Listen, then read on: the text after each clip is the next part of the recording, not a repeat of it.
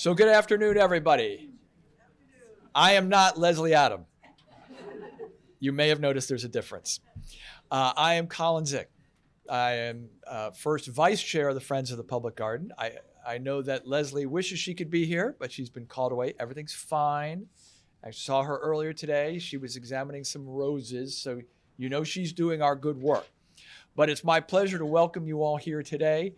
We're so happy to have you, along with the sunshine. I know it's a little shiny over here, but come on, aren't we happy that the sun is shining? We really are, right? So it's my great pleasure to welcome you to the 54th annual meeting of the Friends of the Public Garden. We are joined not just by you, our esteemed members, our friends, but several members of the political class. We have State Representative Jay Livingstone back there. Thank you for coming, Jay. And our Parks Commissioner, Ryan Woods, is over here. We also have some members of the mayor's staff, and rumor has it we may see the mayor here if traffic and schedules and all that work out. If there are any other elected officials I've missed, I apologize, but please raise your hand to let us know. Not because we want to say anything bad, but we want to acknowledge you and thank you for being here. So it is, as I said, it's my great pleasure to get to run this today and keep us on something of a schedule. But we've got a lot of great things to talk about. It's a great pleasure to be here because this meeting is truly one of the signs of spring in Boston. If you look in the garden, we have the forsythia blooming, the tulips are up, the magnolias are out, and the temporary bathrooms are about to be set up. All of the things, yes. And I would encourage you all, if you haven't tried them, they are lovely.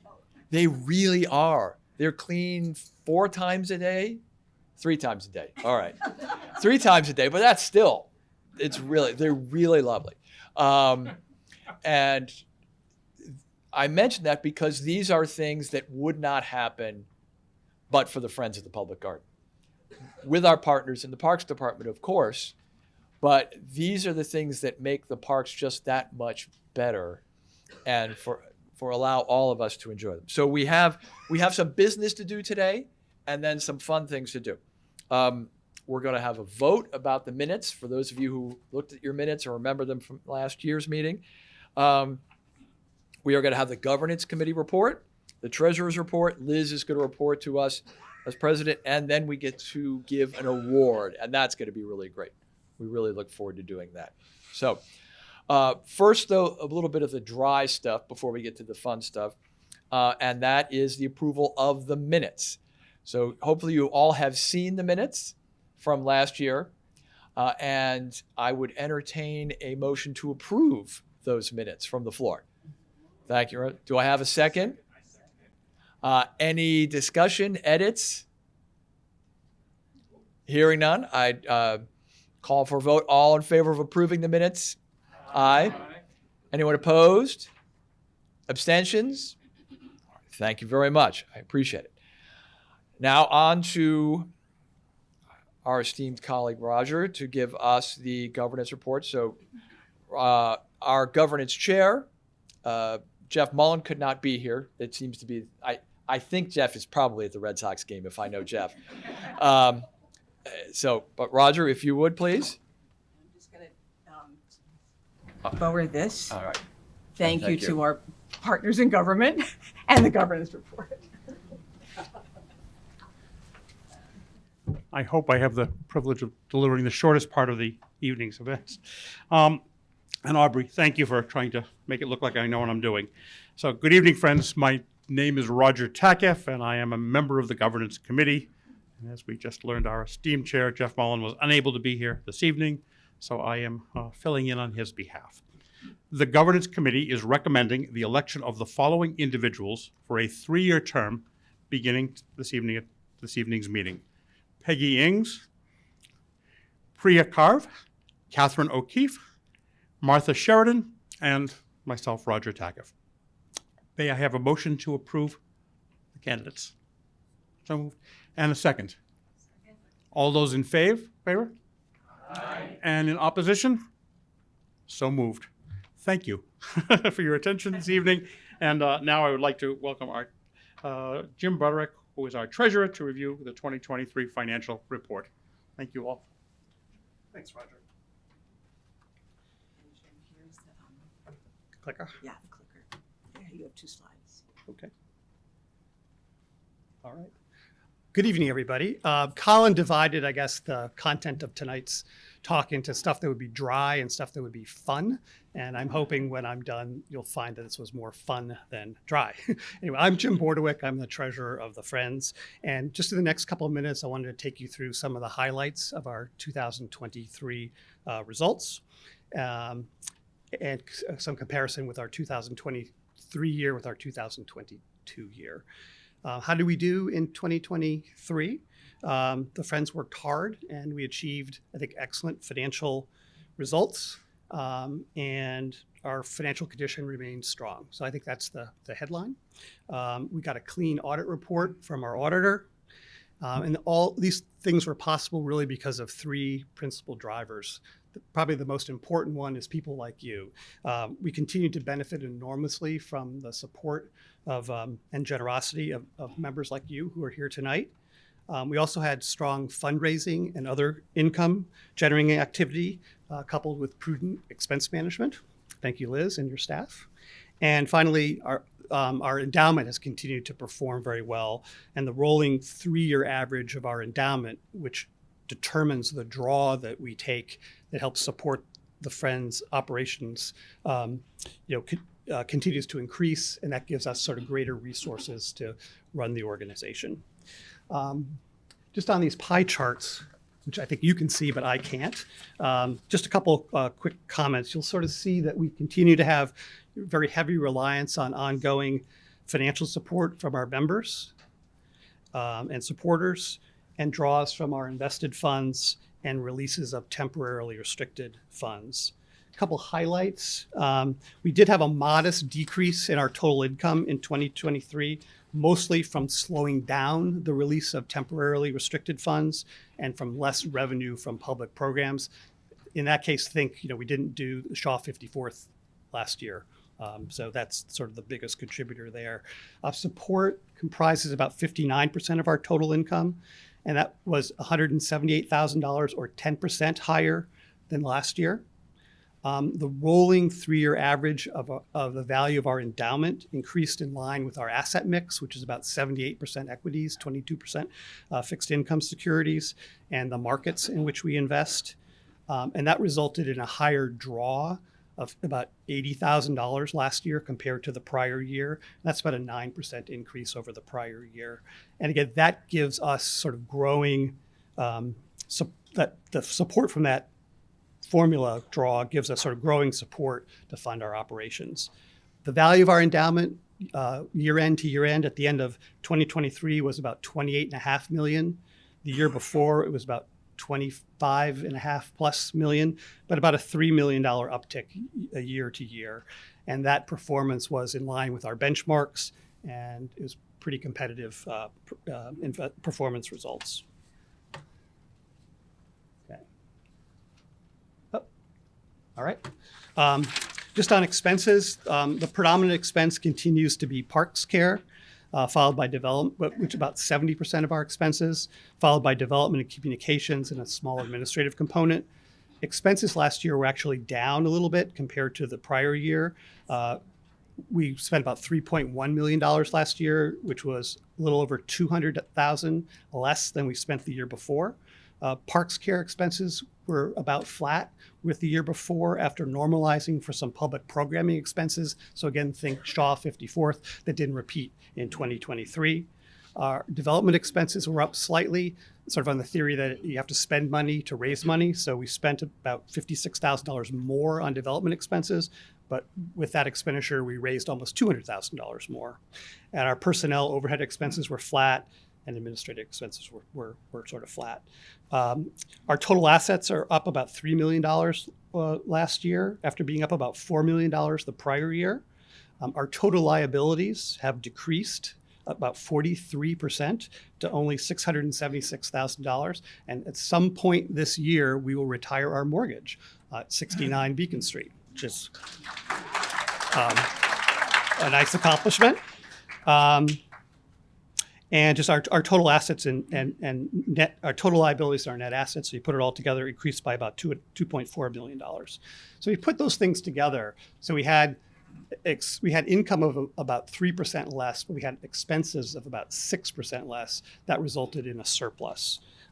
And I'm not going to tell you that amount quite yet. So I thought that since I'm largely the warm-up for Liz's remarks in a minute, that we try something. And if it works well, maybe we'll do it again next year. If it doesn't work well, you'll never see it again. But the idea is let's try a little audience participation. Gives you a chance to be engaged. And some of you who were here last year may remember that last year, after we moved some money from our gross surplus into this year's operations, we had a sort of a remaining surplus, and it was $200. So what I want to ask you all, and you can do this by raise of hands, this year, do you think our surplus, our net surplus, was $200 or less? I'm going to give you a couple ranges, and you can raise your hands. Anybody think it was $200 or less? All right, well, thank you for your confidence. Who thinks it was between like $200 and $10,000? All right.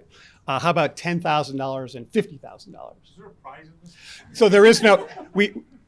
Rogers just asked if there's a prize, and if this affects your participation, let me tell you that due to our responsible expense controls, there are no prizes.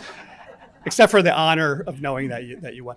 So the last range would be what, 25,000 to 50,000.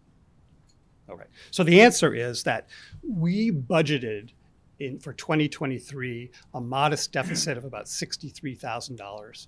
We finished up the year with a gross surplus of $175,000. So a $230,000 swing. And believe me, a lot of that is, again, due to generosity of members like you. So what we did with that surplus, what we've done in prior years. We moved a big chunk of it in to fund some of our operations this year. So of that 175, we moved 145 into this year's operating budget. So we had a net surplus of $25,000. So some of you are winners out there. I don't know who you are. Any questions before I pass this over to Liz? Right. Well, thank you very much.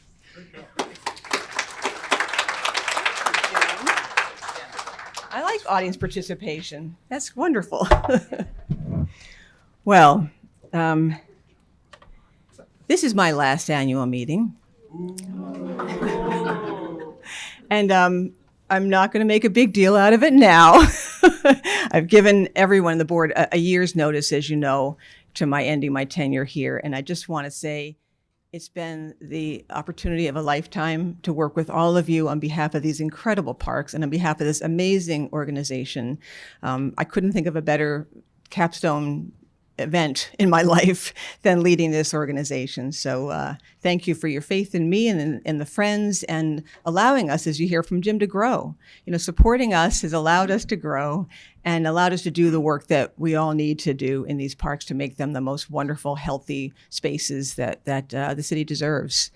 So with that, I want to say Happy Earth Month. This is the month that we get to celebrate the earth, and as Colin said, celebrate sun and celebrate flowers coming back. And the place was packed today. Yesterday and today were warm days, and there was just tons of people in these parks. I mean, some of the times I worry about how are they actually all getting over the Lagoon Bridge? I mean, the good news is that our parks are in such a great condition because of your support. People are flocking to them. 7 million people a year come to the Common and come to the Garden. That's pretty remarkable. They are the green lungs of our city. They make our city livable. Without them, this would not be a livable place. And I said it every year, I will say it again, they are not amenities, they are necessities. And we need them for our soul, we need them for our health, we need them for climate mitigation, we need them to join together in community, to celebrate and protest. So again, the work that we do is so critically important for so many people. I want to thank our volunteers. Rose Brigaders are not here because they're in the roses today, taking care of those roses. So this is the 37th year of the Rose Brigade, amazing. And it is the 9th year of the Border Brigade, wonderful addition to our stable of volunteers. And we have tour guys about ready to start tours, again, in their 9th year. So any of you that are involved in any of these, please know that we really love that you are part of our volunteer stable of people. We also are looking to expand opportunities for volunteering, so stay tuned for that. And we have a wonderful staff. Since our last annual meeting, we added 2 new staff members, our Senior Parks Care Manager, Cody Jennings, and our Senior Communications and Outreach Officer, Malika Shepard. And I want to thank all of you staff who are here. You are amazing, you are committed, you are passionate. It's just a joy to lead this team. So thank you on behalf of everybody.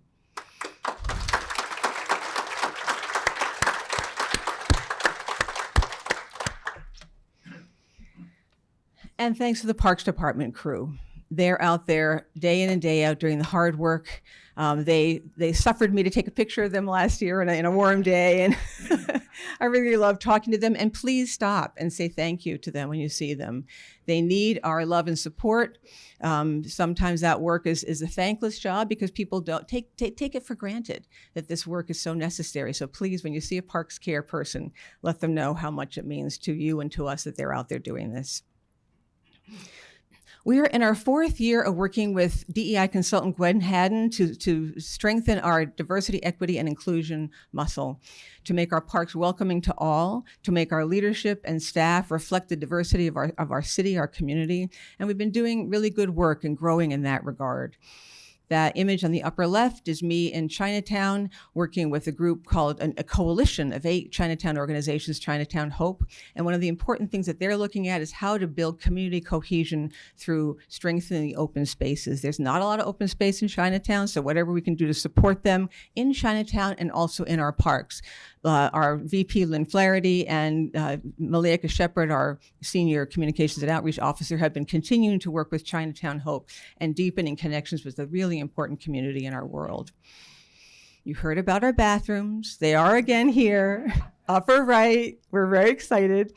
And for the last 3 years, we've been working with diverse artists. This one is 2 years ago, Sobek, who, how many people saw him spray painting this trailer and went to have a conversation with him? For a week, he spray painted this image. And it was so wonderful. Last year, we had a Nepalese artist, and this year we're working with a Narragansett Native American artist. And that will be part of what I will be talking about in a little while of our Monument and Memory Task Force. So bringing the Native voices that have been in these parks for 12,000 years, and these lands for 12,000 years. That will be a very exciting piece of art. And we're also going to be displaying an image of pre-colonial Boston Common before we showed up. And it's really going to be beautiful. Look forward to that. Lower left, the Fun Festival, Fierce Urgency of Now. It was the 2nd year doing that. It was wonderful to partner with City Awake, part of the Chamber of Commerce, which is the Young Professionals of Color. It was a time to go and play in the Common, adult games. It was wonderful. There was a lot of people that came. It was a really good weather day, and they all showed up in a big way. And then the last piece is just on the lower right, a South Korean family. Henry Lee was going to come, and he may be here. He was hanging out in the park with this family when I showed up, and I started talking to them. They said it was really important to come to Boston and to come to see the ducklings and this beloved book that they've got. So I took a picture of them.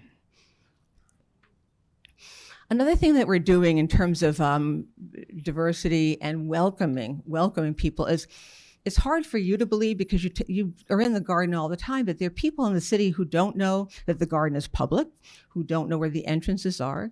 And then when they get there, they learn about all the things that they can't do, but not welcome to America's first public botanical garden. So we're working on developing pilot main entrance signs that says that up front, and in large type, welcome, this is your garden. And then in smaller type, yes, there are things you can't do, like play ball and bicycle through here.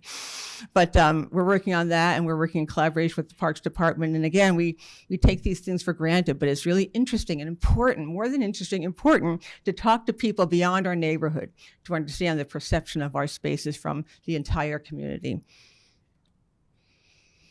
And letting the public know.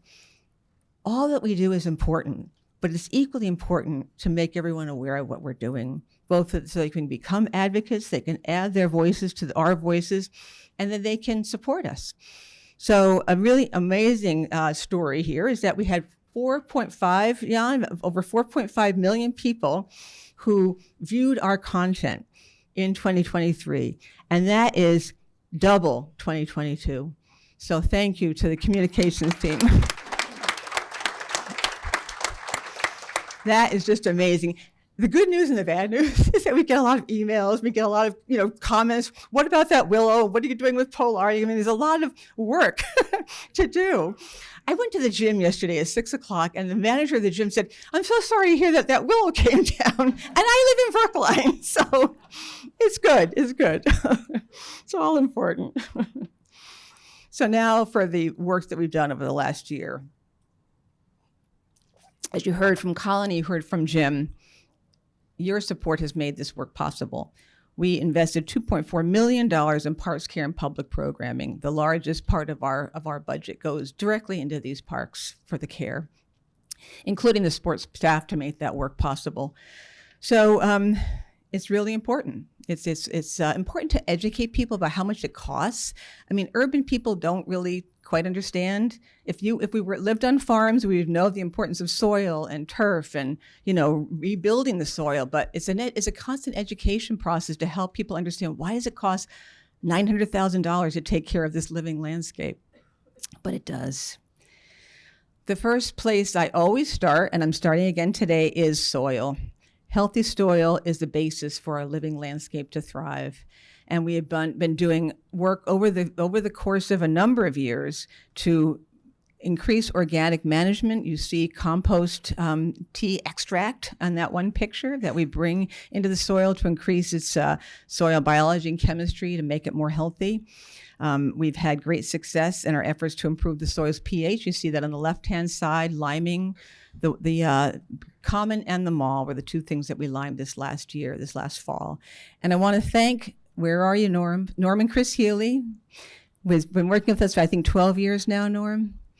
So Norm brings arboricultural and soil science intelligence, and Chris brings the entomology. So together, they have that dynamic understanding of the dynamics in our parks. So we've understood more about bugs and the role that bugs play, positive bugs, like releasing ladybugs in our roses last year to fight with the aphids. So it's been really a wonderful process of learning from them. I hope you don't mind that I call you the mad scientist, because it really feels like, you're kidding, really? Because he feeds the trees elements, and this is copper month. So April is copper, and that builds the tree's cell wall, and it helps the trees to fight disease. So every month there's a different element. So just think about that kind of specific and science-based work that we do to keep these trees and soil in good condition. Tree care. How many of you have seen our signs? I'm new here. I love these. Our staff devised these this last year, and it's just wonderful to welcome a new resident into the parks. This year we planted 20 new residents in our parks. So we'll be having more, and you'll be able to introduce yourself to more new residents pretty soon. On the lower right is that willow that came down. And what we're learning from Norm is that, I'll talk to you about this later on, because half of our willows were pruned the week before. This was not one of them. So that is, I think, a dynamic. The other dynamic is that they get wet in the spring, and we've had very wet weather. And the heaviness of that moisture is sometimes too hard for a weak-wooded willow to maintain its upright position. So again, something to help people understand how hard it is to be an urban tree and an individual urban tree. 42 pieces of public art we take care of, and every year we cycle through and focus on different pieces to conserve. We did 14 pieces of public art this last year, and our biggest project was George Washington. I took a picture of George after climbing terrifyingly up those stairs on the scaffolding. But on the lower right is Josh Crane of Daedalus, and he and his crew were doing painstaking work up at the top. And we've got bird's nests. I mean, they are working with very small instruments as well as large instruments to do deep conservation work. So it's, again, really important. And Sarah Hutt, who couldn't be here tonight as our collections care manager, she oversees all of our work, including the graffiti. So when you see graffiti, let us know, and we'll get out there and take care of it quickly. The Boston Common Master Plan was published with the city and the Friends 2 years ago, and we've been working on some high priority projects. On the left is the Tadpole Playground that Parks Department has contracted with Weston and Sampson with our partnership to do. I mean, it's too small right now. We have a huge population of kids, and we need to expand that space and make it easier for older kids to play in one place and younger kids to play in another place. What you see here is a group of kids from Quincy School, 5th graders. We called them the Lily Pad Idea Lab.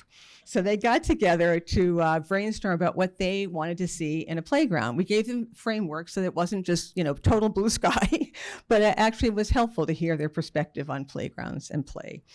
And on the right-hand side, the city will be putting an RFP together soon for an accessible access, a ramp to access the Shaw 54th Memorial from the Boston Common.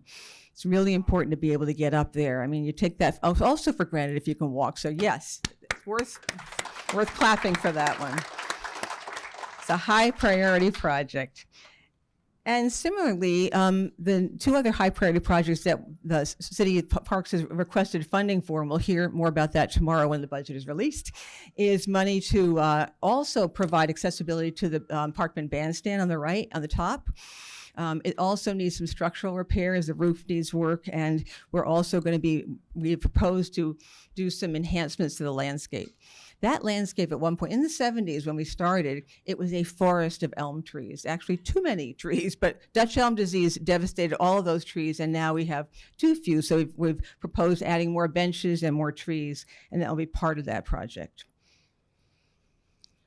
Another wonderful partnership. I have to say, Ryan, even when you're not in the room, I say that our partnership is just the best it's ever been, I think. I mean, we work so closely together. We talk on a daily basis, and our staff really work closely together. This is an example of $5 million in a trust fund that came from the Winthrop Square money. And it's to do that sort of small scale, but really important, unsexy stuff like the drainage system and the paths that are, needing to be improved. And what you see on the bottom are garbage cans, because the staff, the crew, and the Commons said these are like rat havens. It's very easy for them to get up and eat the food that sits in the garbage can. So we have proposed that new alternative garbage can, which makes it very hard for a rodent to enter. The trust fund, and Abby Mason is our trustee. Thank you, Abby, for being part of this. Allocated $100,000 just for rodent control, and this is part of that solution. Some of our animal relatives we like better than others. So summer in your parks. We promoted this last year and we'll promote it again this year. There's so much to do in these parks, and a lot of which is free or low cost. This Saturday, come down. The swan boats are going to fly their trade around the lagoon. Very exciting. And we'll make sure everyone is aware of all the things that are available in these parks, the frog pond. So we promote not just the things that we do, but everything that's available in the parks. In terms of what we are doing in Brewer Plaza, as you know, for the last decade, 12 years, we have had tables and chairs and a piano at lunchtime and food trucks. During the pandemic, what was a low-level issue with illicit behavior, and particularly drug dealing, became really large issue. And then we got back onto the plaza after a year off. It was pretty dug in, and we worked very closely with the A1 police crew to try and help disrupt that behavior. We lost a lot of tables and chairs last year, even with coordinators. They kind of walked off. And we decided that for two reasons. One, to bring diverse programming, and two, to disrupt activity like that, we're going to be having an alternative. So we're having a series of dance concerts, music concerts, other events during the day, in the evening, and on the weekends on Brewer Plaza. So stay tuned to hear the schedule for that. We're excited about it. And on the left-hand side, you see the uncommon stage, Peggy, right? The beer garden. And Peggy Ings is here from Emerson. We're very excited about the second year. Last year, it was so popular, between 18 and 20,000 people a month went there. Incredible. The first time you could drink beer legally on the Boston Commons. So we're excited about it again. They're talking about staying open until 10 on the weekends and having some family-friendly programming. So stay tuned. We're looking forward. And it's happening soon, the first week of May. So that's very exciting. So the Monument and Memory Task Force, I've talked about this for a couple of years. It took us a while to begin this, to launch this, because we spent a lot of time talking to Indigenous members of our community to understand how best to work with the variety of tribes and the relationship between the tribes. We have started, it's a very exciting program. It was inspired by the work that we did with the Shaw 54th Memorial. That work was not just fixing a monument, but using it as a platform for dialogue about race and social justice, having provocative conversations. So this Monument and Memory Task Force is about who are the untold stories and unheard voices, and what do our monuments actually say? We have, as I said, 42 of them, some of which are wonderful, some of which are a little more problematic. And one which is a little more complicated is the Founders Memorial. It was unveiled in 1930 to celebrate the tercentenary of the founding of Boston. And meanwhile, the Native Americans had been living here for 12,000 years. So we have a really amazing working group of Massachusetts tribal members, dance performers, filmmakers, historians. Joe Bagley, the city archaeologist, is deeply involved. And stay tuned for the fall when we're going to be doing a creative intervention at this monument and telling the truer, fuller story. If you look at that monument, who is centered? William Blackstone and John Winthrop, the white men who came to this property. And off to the left-hand side, you see two Native Americans, one standing and one crouching. And the newspaper article that was printed when this was unveiled talked about the happy Indians on the left-hand side. So what we're going to be doing is centering the Indigenous story, and more importantly, the Indigenous worldview about land. They don't own land. We don't own land. We are part of land. The land owns us. And our land acknowledgement, which I don't say every time because I've learned that Native Americans hate land acknowledgements. Many of them do because they don't want it to just be performative and now I'm done and I'm going to do what I want to do. But one line that really resonates to me and relates to what we're talking about here is that we live in a bond of reciprocity with the plant and animal relatives who call our parks their home. They give us gifts, and we feel that every day, the gifts that these parks give us, and we return those gifts with our care. And that's the worldview that we are going to center and be provoked by as we look at this monument and understand who founded what and what does it mean to occupy land and care for land. So stay tuned for that in the fall. I've talked about the Tool House. We did a great job of advocating for money to repair this building, this beautiful stick-style building from the 19th century that is the maintenance shed for the crew in the garden, but was never meant to be, was never designed to be. It was a bathroom building for women and children for the 19th century. So it's always been underserved. There's been not enough space and not enough area to do the work that they need to do. So now they've had the funding. Public Facilities, along with Parks, has done a great job designing a restoration plan, not just for that building, but to add another building behind it on the Charles Street side of that precinct to actually provide the needs, satisfy the needs of the crew for a break room, for a meeting room, for materials and equipment. So it's a very exciting design. We worked with them and reviewed the design. And now we're all waiting for the federal government to give the support that they need in order to go into construction. So it is the season of celebration. I hope many of you will come to Duckling Day on Mother's Day. It's just a wonderful event, and we're very excited about that. Last year was a really great weather day. It was very weather dependent. We had over 1,000 people there. It was quite amazing. The upper right is making history on the Common. The Massachusetts tribal members that you see in this picture are very involved in our Monument Memory Task Force work. They've been wonderful to work with. And it is a day where 1,000 Boston school children from all around the city come to learn about the millennia of history, years of history in this park. And then at the bottom, of course, it is this celebration of this beloved tradition of the holiday lights on Commonwealth Avenue Mall. And this is our second year of taking over support of that incredible tradition. We're very excited about being able to do that. The 50th anniversary is winding up. It's been many years of raising the money and doing this work. Again, we could not have done it without your support, amazing support for these projects in three of these parks. We finished that lighting project on the mall this last fall with celebrating the Alexander Hamilton and General Glover lighting. We are actually doing some design work to improve the lighting at the Women's Memorial, but these are the ones that the ending of the 9 statues that we intended to light for that anniversary project. So we're very excited about that. And thank you for your patience. The main entrance into the public garden has been closed for a while, but for good reason. And things were sort of slowing and stopping in the wintertime. But now with the warm weather, hopefully the land will dry, because then we're going to be doing grading, rebuilding the 2 basins and bringing back the child fountains and finishing the vault. Very exciting. We're going to be doing a whole new wonderful planting of native plants at the major entrance there, and then ribbon cutting in the summer. So stay tuned for that. Next Friday is our biggest fundraiser, the Green and White. It is where we raise the money that we need to do the work that we do. And it's a wonderful evening. I hope some of you have bought tickets. If not, buy them soon, because they're getting to be few and far between. But we really look forward to a festive and beautiful evening at the Newbury overlooking the public garden. We do have to advocate as well. And one of the big things we've advocated for over the years is the protection of sunshine in our parks. We lost the battle on Winthrop Square, but we won a bigger gain of having a master plan for the Boston Commons that $25 million could be used wisely in that, having a downtown plan.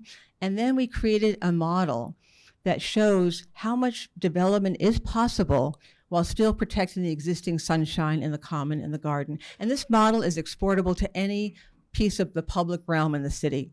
So we've showed it to over 20 stakeholders, to developers and architects and Urban Land Institute and A Better City and civic associations and our elected officials. Thank you, Sharon Durkin. Thank you for being here. It's great to see you, City Councilor.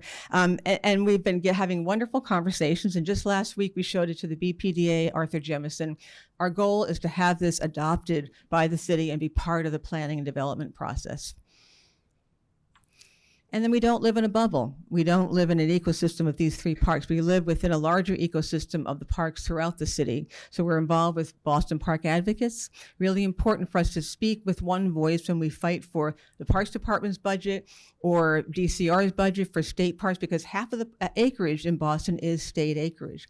So it's really important that we fight for all of that land and that we don't balkanize ourselves and say we're just concerned about the downtown parks. It's been really important for us, particularly because there are many wonderful parks and wonderful organizations that don't have the resources to raise their voices. So we're able to amplify their needs and their voices as we tell the story of all of Boston's parklands. And so the budget's being released tomorrow. We're looking forward to seeing what's in it. And then the hearing is at some point, Ryan, and we'll be all showing up to advocate. May 7th. May 7th is the Parks Department's hearing. So we'll all come in and support the budget and fight for things that aren't in it but should be in it. And the lower right is a picture of an event that we had last fall in the South End. It was a city council candidate night. So people came and had to, tell us why they thought they should be elected relative to their commitment to open space. And with that, I want to thank you. Thank you for your attendance here. Thank you for your dedication to these parks. Thank you for your dedication to this organization. We have another wonderful event happening after this. And I want to make sure that, and I know the mayor is going to be here. She will be here. And if she's not, we will break up and come back together when she comes. But with that, I want to call somebody up. Margaret Pokorny.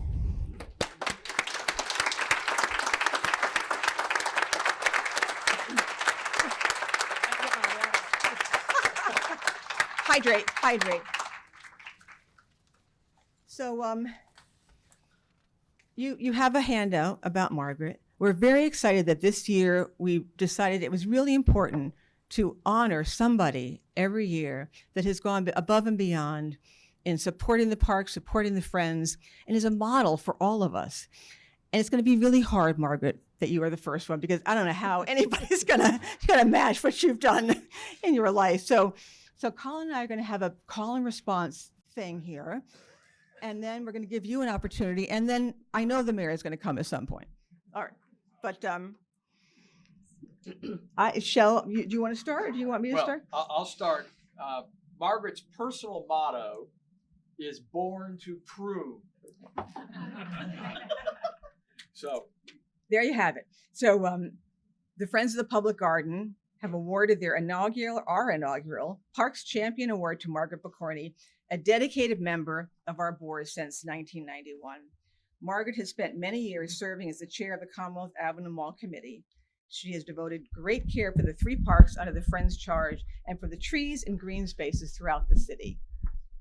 Margaret moved to Boston in 1980, and before joining the Friends, she was actively involved with her mentor and Friends board member Stella Trafford in restoring the Commonwealth Avenue Mall, which had been devastated by Dutch elm disease and neglect. Margaret planted, watered, pruned, secured grants, and dealt with landscape contractors. In the early 90s, she went to the Radcliffe Seminar's landscape design program, writing her thesis on the history and design of the mall, which included a tree inventory. Margaret devoted her time and efforts to developing programs and raising funds for the restoration of the mall, including securing mass relief grants, adopt a bench program. She created that. 30-year drive. When I talk about finishing this, the statue lighting, the stuff that Margaret did to make this happen was legendary. The Landmarks Commission didn't want us to have more vertical elements in the mall. The Parks Department didn't want to have lights and trees, so she went up to neighbors and got lights on their decks and changed bulbs when they had to be changed. Landscaping around several statues with Garden and Club of the Back Bay. Writing their brochure. This is a great brochure. It's a walking tour. She and her daughter Kate of all the statues. It's the history of the statues in the mall. Leading the Hereford Block restoration, which was used as a dog park and was in pretty rough shape as a result. Securing funding from community benefits grants and tree and bench sponsorships. And started the air spading technique, which we have continued to amend compacted soil. And just to give you an idea of how much of a rock star she is, I was on a call this morning with the Esplanade Association, and you get just a shout out from nowhere about just how awesome you are. And then in the Zoom chat, everybody just adds in that you're just incredibly awesome. So you're everywhere where there's a green space. She's a 13-year member of the Women's Memorial Committee. She worked hard to realize the vision of that project through a progression of committees under the umbrella of the Boston Women's Commission. A wonderful example of her commitment not only to the big picture, but all the details, was she hired a nursery to grow hundreds of hyacinth plants for centerpieces at a major fundraiser at the Park Plaza. Then she founded a theatrical supply business, purchased 12-foot swaths of lightweight fabric, and sewed them together to cover the Women's Memorial for the dramatic unveiling. That's my favorite part of this whole thing. That was amazing. Margaret has been an integral member of many other horticultural and parks organizations, including Friends of Copley Square, Clarendon Street Playground Advisory Committee, Garden Club of the Back Bay, Esplanade Association, and Charles Gate Alliance. And you can read the details. I mean, Esplanade, 18 years, and she actually tagged the trees and the inventory work with the Garden Club there. And she's a founding member of the Charles Gate Alliance and is devoted to that transformational project down there. So she doesn't stop. And we realized that she was our top candidate for achieving this award. And Margaret, we're just so thrilled to be able to give you some flowers.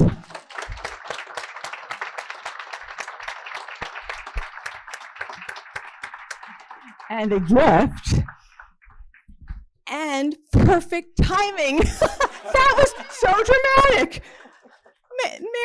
Mayor Wu, I think I'm going to have you come up now before Margaret says anything.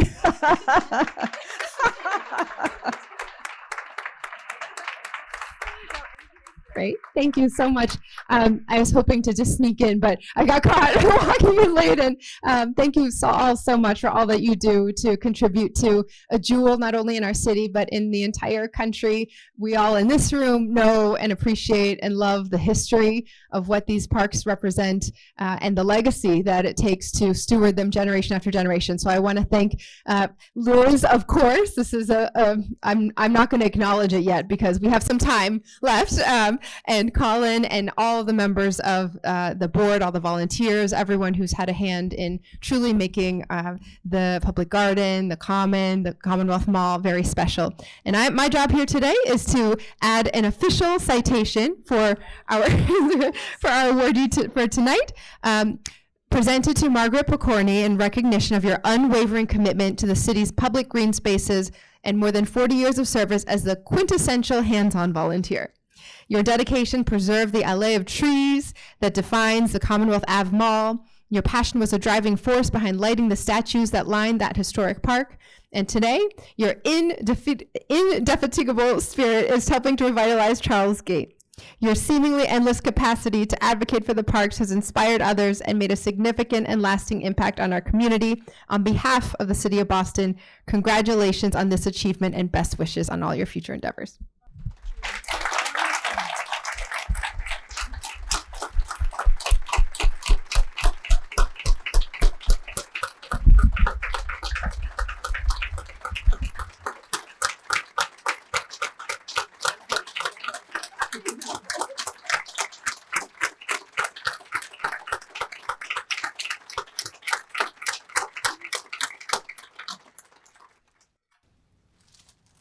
And you're the president, and we'll let you have some remarks, and we'll give you a Southern Press. Okay. Here you go.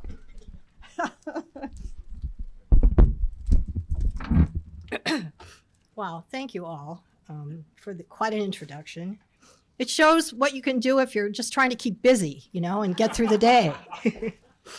I'm so honored by this. I hope my voice holds out.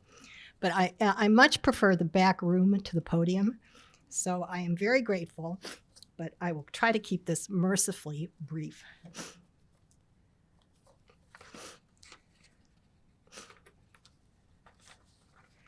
A lot of what Colin mentioned regarding the mall were improvements begun by Stella Trafford in the early 70s, when over half of the 700 or so trees that are on the mall were either dead or dying, if you can imagine what that looked like.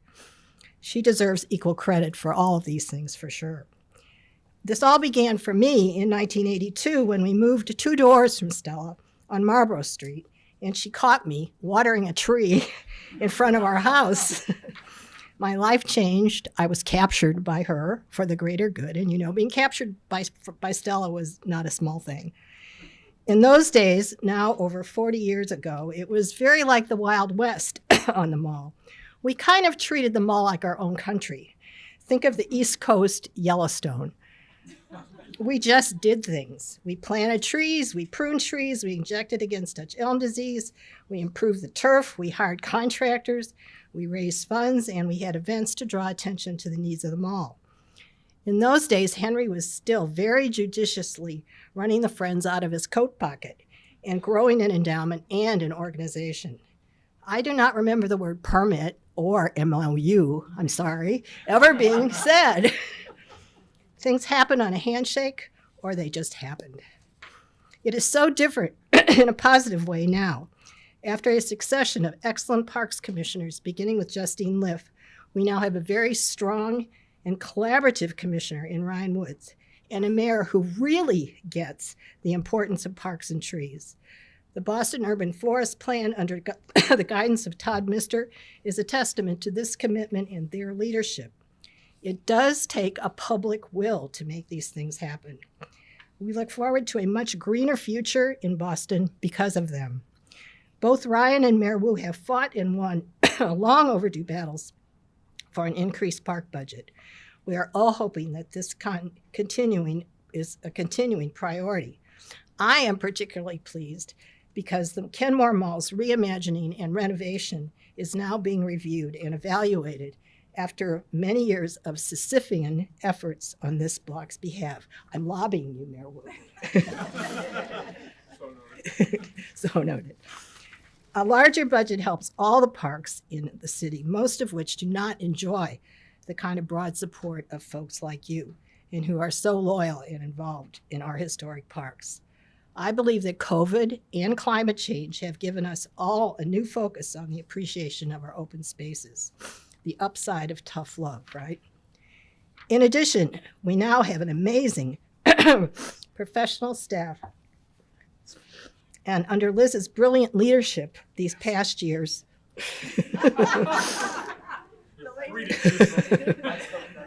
this one is, yeah, okay, I'll try this one. Under Liz's brilliant leadership these past years, all of these parks care and advocacy activities you just heard about are running like a well-oiled machine. I have enjoyed almost every single minute of watching the Friends become what it is now and to be a part of it. Henry, I think we did you proud if you're here. I hope you are.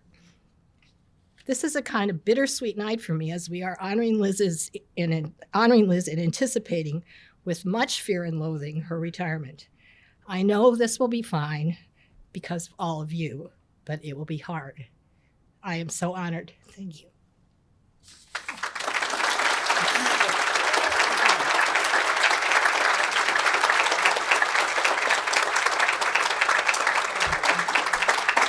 One last item.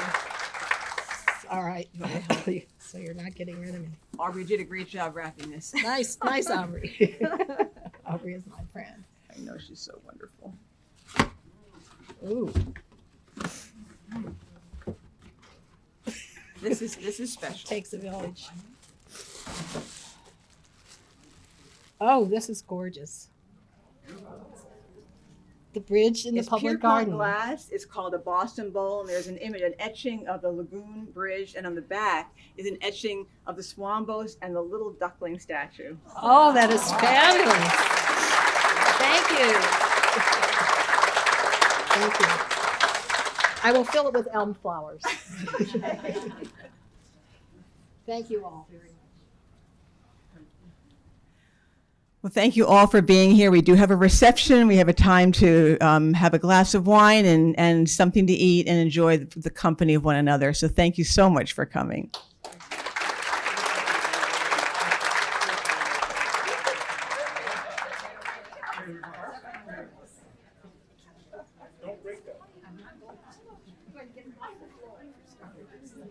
Congratulations.